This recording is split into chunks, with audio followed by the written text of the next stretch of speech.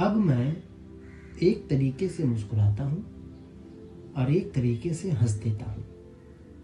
जी हाँ, मैंने जिंदा रहना सीख लिया है।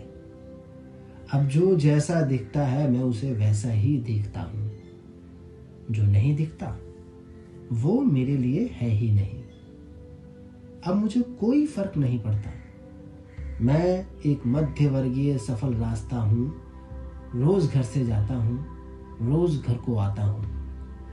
अब मुझ पर कुछ असर नहीं होता, या यूं समझ लीजिए कि मेरी जीभ का स्वाद छिन गया है।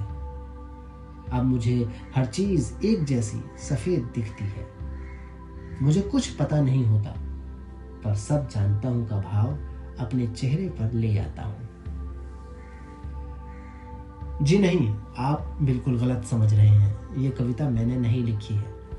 असल में ये मेरे बस की बात है ही नहीं।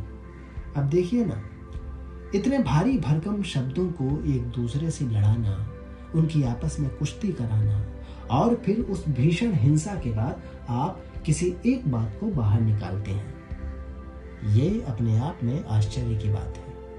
और जहां तक मेरा प्रश्न है, मुझे तो पढ़ने और सुनने में ही पसीना आने लगता है। लिखना तो बहुत दूर की बात है।